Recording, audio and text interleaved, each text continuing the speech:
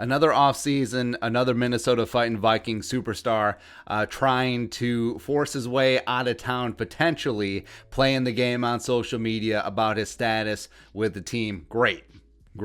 So last year, it was all Stephon Diggs shenanigans of cryptic tweets and cryptic Instagrams and not so cryptic working out in another team's gear. Oh, he didn't bring a shirt.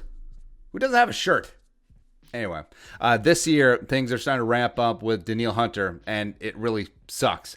Danielle, the youngest player to crest 50 sacks, missed all of 2020 with a herniated disc in his neck, and he's been putting out Rocky montages on the gram of him working out and looking jerked, by the way. Plus, it's no secret that he's the most underpaid edge rusher in the NFL.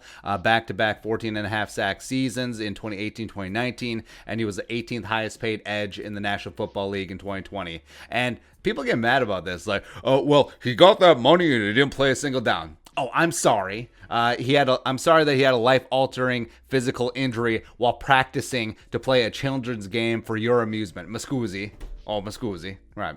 This week, Spielman talked to the media jackals and put out there that he hadn't heard from Danielle's camp about dissatisfaction with his garbage contract. Now, that might be a bluff for sure. Danielle's agent may be on the horn with Spielman 24/7. It's certainly possible. But I'm sure that Spielman's not aloof, right? He's extremely dialed in, so he's got to know that Danielle Hunter's like, a couple more dollars. I understand I have 3 years left on my deal. I understand I missed last year. I don't care. You saw what happened with your sorry-ass pass rush when I wasn't there. Oh, you took my 14.5 sacks for granted? Oh, you took my 88 pressures a season for granted? Oh, yeah. Let's get back into that, right? The timing is extremely fortuitous, right? And that prompted Danielle on Thursday night and Friday morning to like 3 tweets involving him being traded to the Titans and the Raiders. The first one, a fan quote tweeted a Raiders fan account, a 6-year productive veteran who is only 26 years old. Give me Danielle Hunter. That was like the classic undersell. 6-year productive veteran. Like, if you want to describe Danielle Hunter in the most milquetoast, like least flattering terms, I mean, productive veteran. Thanks, buddy.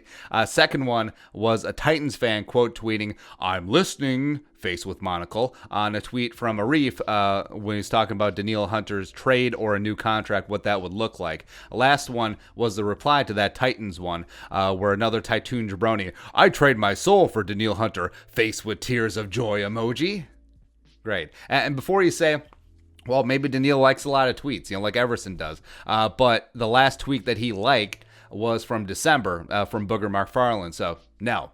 And for good measure, on Friday, Danielle retweeted Giants running back Saquon Barkley, who's also coming back from an injury of his own.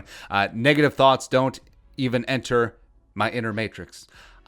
So you can always say what you want to say without actually saying it on social media. It's one of the interesting things about it.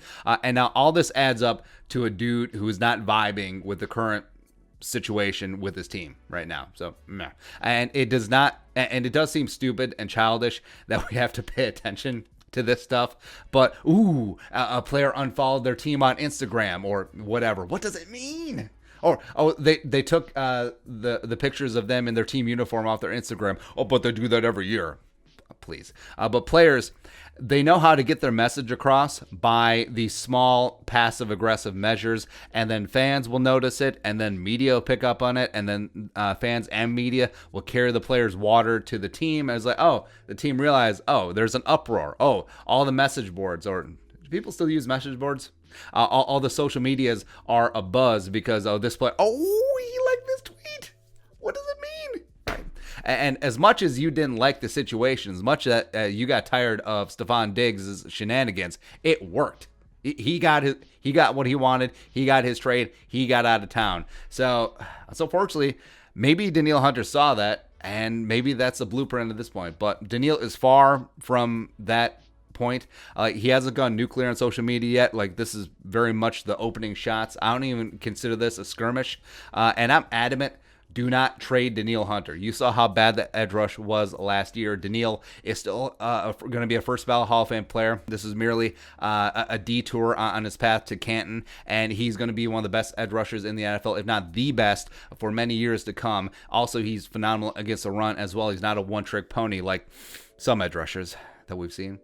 So yeah, do not trade him. But if you do, get multiple first round picks. Like, I'm talking near quarterback compensation. Like, One, at least a 3. So 2 firsts and a third at least. Minimum. And hey, Tytoons, yes, you do need edge help. Every single mock draft has you taking edge. Or the Raiders, you've been looking for edge help forever. You got it right with Max Crosby, but Clelin Ferrell, no. So you're looking for help there. Multiple ones, and maybe Mariota. Why the hell not? Oh, Titans. How about Jeffrey Simmons? Jeffrey Simmons and your first round pick for Danielle, the real deal hunter. How about that? But like I said, yeah, don't trade Danielle. And there is a way that the Vikings can protect themselves for injury risk and also freshen up his contract and make it work with the cap. They can work things out, and I still think cooler heads will prevail. I think that something will get worked out with Danielle, but I'm glad I'm not a journalist, because this is what counts as journalism today. How would you like to go to like Syracuse journalism school or Northwestern journalism school and just like, yeah, I follow tweets now? It happens. That's whatever. But your thoughts, Danielle Hunter, like and tweets. Let us know in the comment section below. Subscribe for daily Vikings takes. Want to support that work, pull some of the Venmo. But until next time, Skull Production Value.